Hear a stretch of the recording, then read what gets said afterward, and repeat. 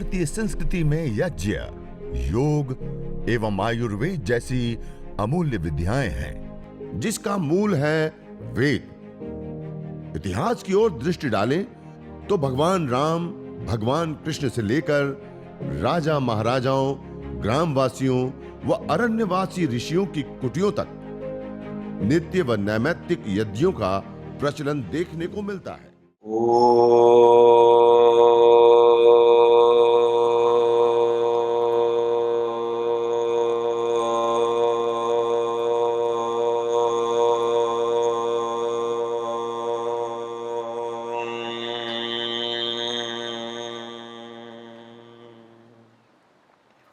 अग्निमीळे पुरोहितं यज्ञस्य देवमृत्विजं होतारं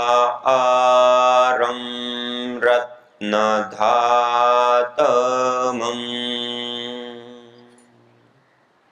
सर्वरक्षक परमपिता परमात्मा को, प्रभु को याद करते हुए और जिनके असीम कृपा से, अथक तप पुरुषार्थ से आज हम सब लोग भारतीय विद्याओं से आलोकित हो रहे हैं, अपने जीवन में अपना पा रहे हैं। परम पूज्य श्रद्धेय स्वामी जी महाराज, परम पूज्य श्रद्धेय आचार्य श्री महाराज की सूक्ष्म उपस्थिति को कोटि कोटि प्रणाम नमन वंदन करते हुए, उनको याद करते हुए और यहाँ पर उपस्थित हमारे सारे गणमान्य भाई बंधु गणों से लेकर के हमारे विशेष रूप से व्यक्ति निर्माण से विश्व निर्माण की इस ऐतिहासिक यात्रा में परम पूज्य श्रद्धेय स्वामी जी महाराज और परम पूज्य श्रद्धेय आचार्य श्री महाराज के मार्गदर्शन, निर्देशन और आदेश अनुसार निरंतर अपनी सेवाएं प्रदान कर रहे हैं हमारे सारे कार्यकर्ता भाई बंधु गणों को मैं कोटि कोटि प्रणाम करता हूं, नमन करता हूं, वंदन करता हूं। और विशेष रूप से आज हम जिस यज्ञ का अनुष्ठान कर रहे हैं, करने जा रहे हैं, जिस यज्ञ को करेंगे, इस यज्ञ कार्य को एक बड़े रूप में विशेष रूप से जन सामान्य के आचरण में आए और वैदिक ऋषि संस्कृति की पुनर्प्रतिष्ठा हो, उसके लिए परम पूज्य श्रद्धेय स्वामी जी महाराज के मार्गदर्शन निर्देशन में जिस प्रकार से विभिन्न सेवा के कार्य और प्रकल्प चल रहे हैं और आप सभी योगी भाई बहनों के बीच में आकर के बहुत ही आनंद आ रहा है। और अभी हम सब मिलकर के एक अनुष्ठान की भांति इस देवीय कर्म, ऋषि कर्म, श्रेष्ठतम कर्म, उत्तम कर्म, यज्ञ कर्म को हम करेंगे। उससे पूर्व देखिए, हम ये जो यज्ञ हवन अग्निहोत्र करते हैं, वो यज्ञ, वह हवन, वह अग्निहोत्र हम क्यों करते हैं, इसको करने से क्या होता है, थोड़ा सा हम जानेंगे और जानते हुए हम यज्ञ को करेंगे। देखिए, सामान्य रूप से हम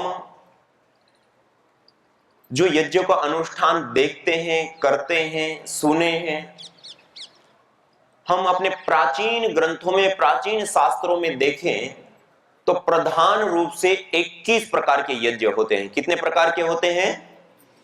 आपकी आवाज नहीं आ रही। कितने प्रकार के होते हैं? 21 प्रकार के प्रधान रूप से।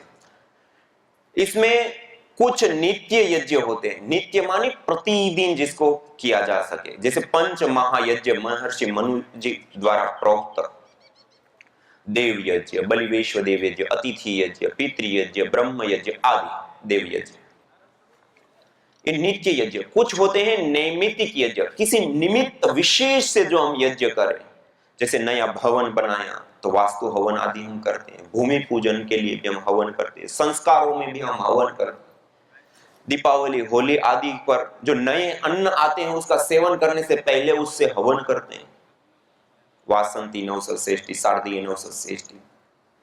ये सारे के सारे नैमित्तिक या किसी निमित्त विशेष से जो हम यज्ञ करते हैं वो नैमित्तिक यज्ञ करे जाते हैं। और कुछ होते हैं काम्य यज्ञ, किसी कामना विशेष से प्रवृत्त होकर के जो यज्ञ, जैसे राजा ने महर्षि श्रृंग के पौरोहित्य में पुत्र कामेष्टि यज्ञ का अनुष्ठान किया और उसके फल स्वरूप आज हमें पुत्र रत्न राम जैसे पुत्र उनको प्राप्त हुए। आज भी हम जिसको नहीं भूल पा रहे, पुत्र कामो यजेत, श्री कामो यजेत, स्वर्ग कामो यजेत, किसी कामना विशेष से प्रवृत्त होकर के जो हम यज्ञ का अनुष्ठान करते हैं उसको क्या कहते हैं? काम्य यज्ञ। ऐसे प्रधान 21 प्रकार के यज्ञ होते हैं, उसमें कुछ नित्य, कुछ नैमित्तिक और कुछ काम्य यज्ञ होते हैं। आज हम जिस यज्ञ को करेंगे, जिस यज्ञ को सीखेंगे, 2 प्रकार के यज्ञ, एक देव यज्ञ और दूसरा चिकित्सा यज्ञ। कौन कौन से यज्ञ? चिकित्सा यज्ञ। ये 2 यज्ञ को हम करेंगे भी और उसके बारे में जानेंगे भी। अब ये जो 2 यज्ञ होते हैं उसको जब हम प्रोसेस, प्रक्रिया क्या होती है इसमें? अग्नि को प्रदीप्त करते हैं, मंत्रों का पाठ करते हैं और विशेष जड़ी बूटी और गाय के घी की हम आहुतियां देते हैं। जब अग्नि के अंदर गाय का घी और अलग अलग द्रव्य पड़ते हैं तो क्या हो जाते हैं? अग्नि में जलने पर द्रव्य क्या हो जाता है?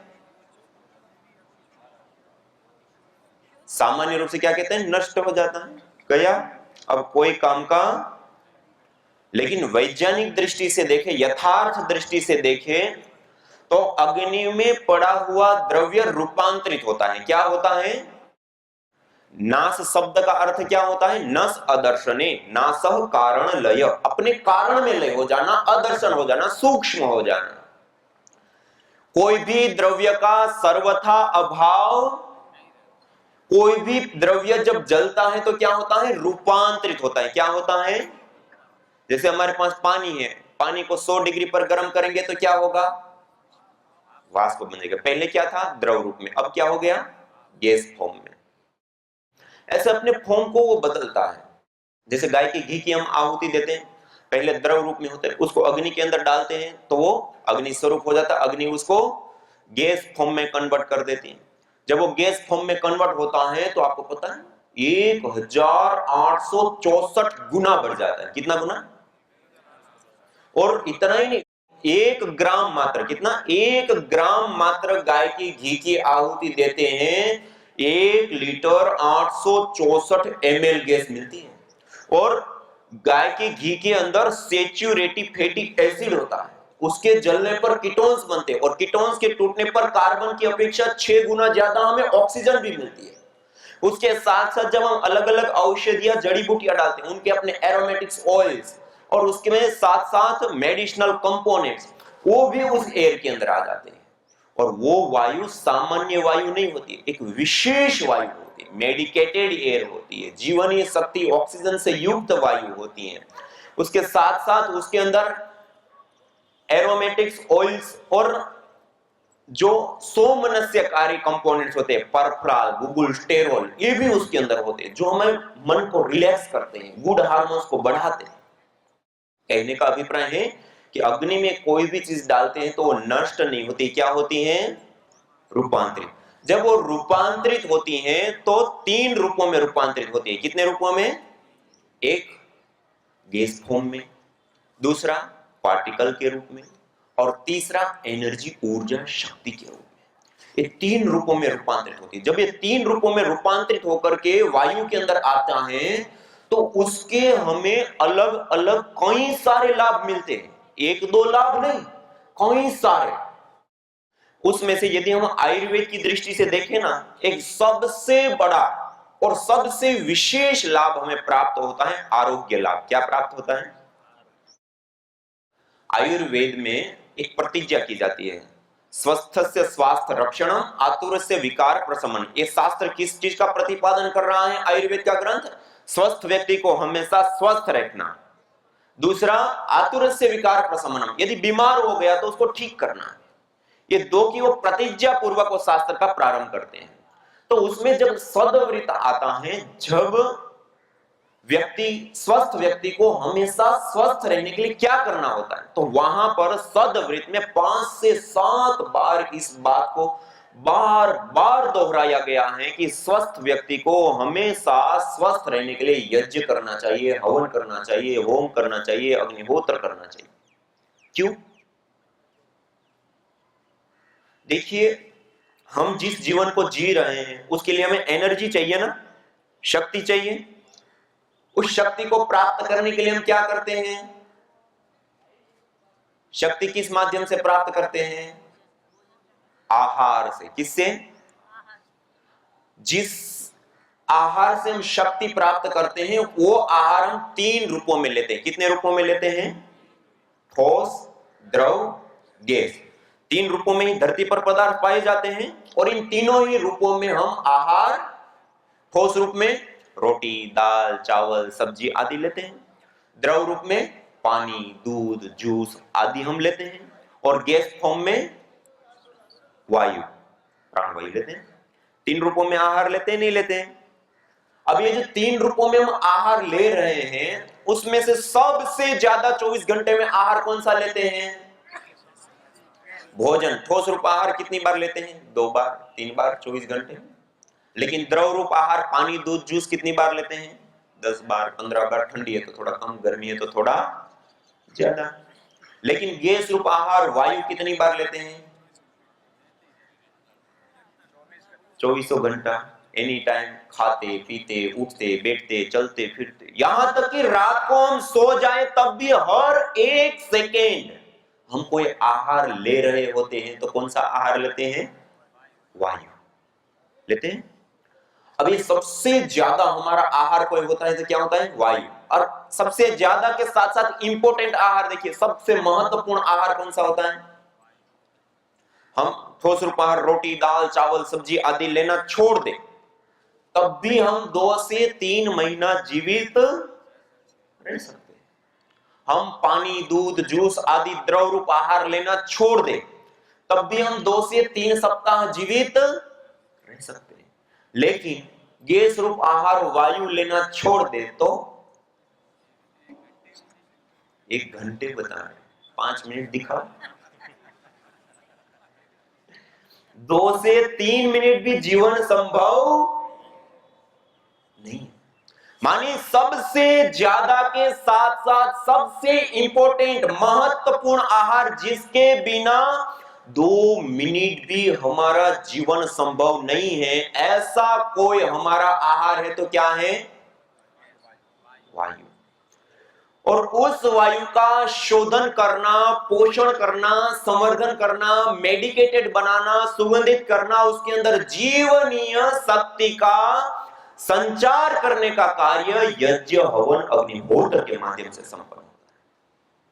इसलिए आयुर्वेद के सदवृत में स्वस्थ व्यक्ति को हमेशा स्वस्थ रहने के लिए प्रतिदिन यज्ञ, हवन, अग्निहोत्र करने के लिए सबसे इंपॉर्टेंट आहार होता है, महत्वपूर्ण आहार होता है, जिसके बिना 2 मिनट भी हमारा जीवन नहीं चलता। आपने देखा होगा ऋषि मुनि लोग जिन आश्रमों में रहते हैं वो प्रतिदिन क्या करते हैं? आश्रमों में हवन करते हैं, यज्ञ करते हैं और उनकी आयु चिरकाल जीते हैं, निरोगी रहते हैं। क्यों? वो जिस वायु के अंदर रहते हैं उस वायु का प्रतिदिन निर्माण करते हैं। इसलिए कहते हैं ना, जैसी होगी वायु वैसी होगी हमारी आयु। अच्छी आयु चाहिए, स्वस्थ आयु चाहिए, लंबी आयु चाहिए तो हमें वायु अच्छी चाहिए। और अच्छे वायु का निर्माण करने के लिए हमें क्या करना पड़ता है? यज्ञ, हवन। ये बहुत बड़ी चीज है जीवन को स्वस्थ और लंबी आयु के लिए। ये एक लाभ हो गया। दूसरा एक महत्वपूर्ण विशेष लाभ मिलता है। देखिए, हम जिस इस अथाह वायु के समुद्र में श्वास लेते हैं ना, उसके अंदर 2 प्रकार के पार्टिकल पाए जाते हैं। एक होते हैं धन आवेशित कण और एक होते हैं ऋण आवेशित कण, जिसको मॉडर्न मेडिकल भाषा में हम कहते हैं एनायन और केटायन। जहां पर शहरीकरण, औद्योगिकीकरण, भीड़ भाड़ वाले इलाके होते हैं ना, वहां की वायु में धन आवेशित कणों की बाहुल्यता स्वाभाविक रूप से होती है और उसके अंदर जब हम रहते हैं तो हमारे शरीर के अंदर ब्लड सीरोटोनिन की मात्रा में न्यूनता आती है। हमारी पूरी की पूरी बॉडी, पूरा शरीर एसिटिक बनता है, अम्लीय बनता है। कैसा बनता है? एसिटिक, अम्लीय। और एसिटिक अम्लीय शरीर के अंदर अलग अलग प्रकार की बीमारियों का शरीर घर हो जाता है। थोड़ी सी वायु का परिवर्तन हो गया, पानी का परिवर्तन हो गया, आहार का परिवर्तन हो गया, ऋतु परिवर्तन होता है, तुरंत बीमारी लगती है। और सामान्य दवाई लेने से ठीक नहीं होते, फिर हैवी डोज लेते हैं तो दब जाती बीमारी, फिर दवाई छोड़ देते हैं, फिर रोग हो जाता है। क्यों? बॉडी एसिडिक है। क्यों? हम जिस वायु के अंदर श्वास लेते हैं उसमें धन आवेशित कणों की बाहुल्यता है। दूसरे पार्टिकल होते हैं ऋण आवेशित कण, जहां पर बहुत घने पेड़ पौधे, घना जंगल हो, नदी के किनारे हो, समुद्र के तट हो, पहाड़ी क्षेत्र हो, ऐसे स्थानों पर ऋण आवेशित कणों की बाहुल्यता स्वाभाविक रूप से मिलती है। वहां आपने सबका अनुभव होगा, जब हम ऐसे स्थान पे जाएं जहां घना जंगल हो, समुद्र के तट हो, नदी के किनारे हो, हिमालय जैसे पहाड़ी क्षेत्र, ऐसे स्थान पे जाए तो हमें कैसा लगता है? अच्छा लगता है। वो अच्छा लगना क्या है? वहां के वायु के अंदर ऋण आवेशित कणों की बाहुल्यता है। उसमें रहने से, उसमें श्वास प्रश्वास करने से हमारे शरीर के अंदर हार्मोन्स में चेंज आता है। स्ट्रेस हार्मोन्स एकदम डाउन आते हैं और गुड हार्मोन्स बढ़ जाते हैं। इससे हमारी पूरी बॉडी के अंदर, पहला तो हमारा गुड हार्मोन्स मतलब स्ट्रेस, तनाव, डिप्रेशन आदि एकदम से दूर होते हैं। और दूसरा, ब्लड सीरोटोनिन की मात्रा बढ़ती है, पूरी बॉडी अल्कलाइन हो जाती है। कैसी हो जाती है? अल्कलाइन, क्षारीय। और क्षारीय शरीर में कोई रोग होता ही, ये बहुत बड़ी चीज है। और हम एक छोटा सा हवन यज्ञ 5, 7, 10 मिनट अग्नि को प्रदीप्त करके उसमें कुछ विशेष औषधियां, गाय का घी की आहुतियां दे करके जिस स्थान पर प्रतिदिन ये छोटा सा यज्ञ किया जाता है, वहां के वायु के अंदर प्रति सेंटीमीटर एयर के अंदर 200 से 400 ऋण आवेशित कण पाए जाते हैं। ये इतनी बड़ी संख्या होती है। जो घना जंगल हो, ऐसा वायुमंडल हम अपने हाथों से अपने घर के अंदर निर्मित कर सकते हैं। इतनी बड़ी चीज है। छोटा सा हवन कर लो, पूरे परिवार को जंगल जैसा ऋण आवेशित प्राधान्य वायुमंडल हम देंगे। उसमें रहने से बॉडी अल्कलाइन रहेगी, कोई रोग होगा नहीं। उसमें रहने से हमारे गुड हार्मोन्स बढ़ेंगे, ब्लड सीरोटोनिन की मात्रा बढ़ेगी, स्ट्रेस, तनाव, डिप्रेशन, चिड़चिड़ापन दूर होता है। ये सहज रूप से लाभ मिलता है। ये दूसरा लाभ हमें प्राप्त होता है। और ये जो अल्कलाइन बॉडी की बात आई, तो साथ में देखिए, अभी आप लोगों ने सुना होगा कैंगन वाटर, सुना? अल्कलाइन वाटर तो सुना होगा। अभी एक रिसर्च जब ये सामने आई ना कि बॉडी यदि अल्कलाइन होती है तो शरीर में कोई रोग होता नहीं है, उसको बड़े बड़े अवार्ड दिए गए। और अभी मल्टीनेशनल कंपनियां, पहले सबके घरों में आरओ मशीन लगा दिए ना, अब अल्कलाइन वाटर की मशीन लगवा रही है। कौन से? अल्कलाइन। हम जो पानी पीते हैं ना, वो पानी, हमारे शरीर के अंदर 70% से अधिक पानी होता है, और वो पानी यदि अल्कलाइन करके पिए तो हमारी पूरी बॉडी कैसी रहेगी? अल्कलाइन। अल्कलाइन बॉडी रहेगी तो उसमें घुटनों में दर्द, कमर में दर्द, कॉन्स्टिपेशन, कब्ज, एसिडिटी, बालों का झड़ना, बालों का सफेद होना, चमड़ी में झुर्रियां, जल्दी से बुढ़ापा, ये सारी चीज से हम बच जाते हैं। और अल्कलाइन पानी बनाने के लिए ये सारे लाभ दिखा करके मल्टीनेशनल कंपनियां 2.5 लाख से 3.5 लाख रुपए की अल्कलाइन वाटर बनाने की मशीन लोगों को घरों में लगवा रही है। और हम जो ये हवन करेंगे ना, अभी ये हवन करने के बाद जो अवशेष, भभूत, राख, भस्म जो बच जाती है, विभूति जो बच जाती है, उसको थोड़ा सा पीस लेते हैं, खरल कर लेते हैं, उसको छान करके रखते हैं। आपको जान करके आश्चर्य होगा कि 1 गिलास पानी में 1 चुटकी भस्म डाल दो, जो 3.5 लाख रुपए की मशीन अल्कलाइन वाटर करके देती है, वो 1 चुटकी भस्म करके देती है। और उतना ही नहीं, उसके साथ साथ उसके अंदर जैसे घुटनों में दर्द या हड्डियां कमजोर होती हैं, कैल्शियम की आवश्यकता, वो कैल्शियम भी उस पानी के अंदर आ जाता है। रक्त अल्पता हो जाती है, क्लिष्टता हो जाती है, शरीर में वजन नहीं बढ़ता है, खून नहीं बढ़ता है, आयरन की कमी, वो आयरन भी उस पानी के अंदर आ जाता है। Calcium, iron, zinc, potassium, magnesium, जो खनिज तत्व हमें चाहिए वो खनिज तत्व भी उस पानी में आ जाते हैं। इतनी बड़ी चीज है। तो किसे करते हैं? जो हम यज्ञ करते हैं ना, भस्म को रख लेते हैं, थोड़ा खरल करके पीस करके एक पतला सा कपड़ा रखते हैं, उसके अंदर 2, 4, 5 चम्मच आवश्यकता अनुसार डाला, उस पोटली को बांध दिया, ढीली ढीली पोटली बांध देते हैं। और जो दिन भर मान लो 5 लीटर पानी चाहिए, तो जो मटुकी है उसमें रात को पानी भर करके उसके अंदर डाल दो, सुबह में उसको निकाल करके 2-4 बार अच्छे से निचोड़ करके निकाल दो। इतना ही भस्म का प्रयोग कर लिया तो ये हवन कुंड घर में लगाया तो 3.5 लाख रुपए की आपने मशीन लगा दी। और उस पानी को पियोगे, calcium, iron, zinc, potassium, magnesium, ये खनिज भी मिलेंगे। उसके साथ साथ ब्लड ऑक्सीजन की मात्रा भी बढ़ती है, किसी भी प्रकार की एलर्जी है, किसी भी प्रकार की डेफिशिएंसी है वो भी दूर होती है। कोई बीमारी हो गई हो और दवाई लेते हैं और वो दवाई नहीं लगती है, पानी पीने पर तुरंत दवाई लगती है। क्यों? वो पानी पीने से पूरी बॉडी अल्कलाइन हो जाती है, क्षारीय हो जाती है, और क्षारीय शरीर में वैसे भी कोई रोग होता नहीं है, और ये पानी पीते हैं तो उससे और विशेष लाभ हो जाता है। तो ये भी विशेष लाभ। और दूसरा वो जो ऋण आवेशित प्राधान्य वायुमंडल बताए ना, उस वायु के अंदर रहने से भी हमारी बॉडी कैसी हो जाती है? अल्कलाइन हो जाती है, गुड हार्मोन्स बढ़ जाते हैं, ये और विशेष लाभ मिलता है। न जाने कितनों ने आहुतियां दी इन अमित्र रोगों के संतापों से, है वर्तमान भी आज दुखित, न पूछो भविष्य के प्रकोपों से।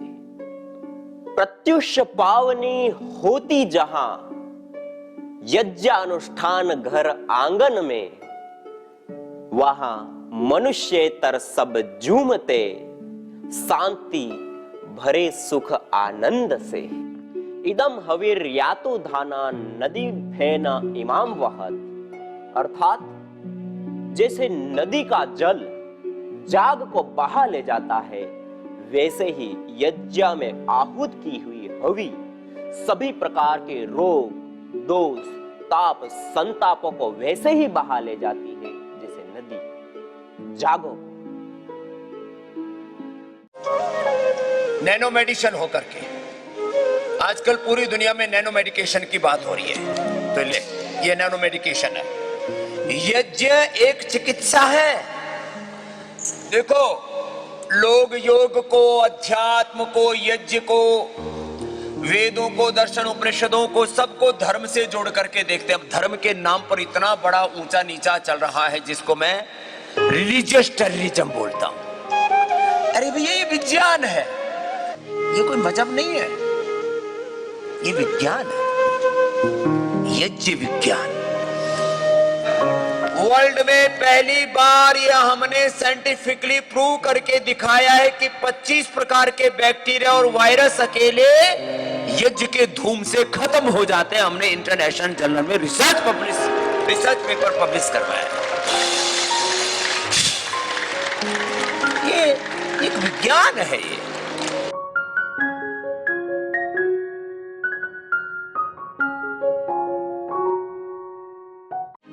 यज्ञ भारतीय संस्कृति का मूल है। तो आइए हम संकल्प लें, संसार के श्रेष्ठतम कर्म यज्ञ को अपनाएं।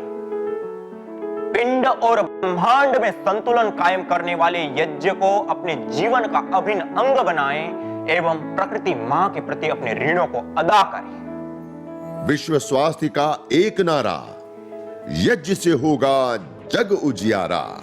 भारतीय संस्कृति की अमूल्य विरासत यज्ञ की महिमा को जानने हेतु वैदिक चैनल पर प्रतिदिन प्रातः एवं सायं 11:30 बजे यज्ञ महिमा कार्यक्रम से जुड़े। विशेष जानकारी हेतु संपर्क करें।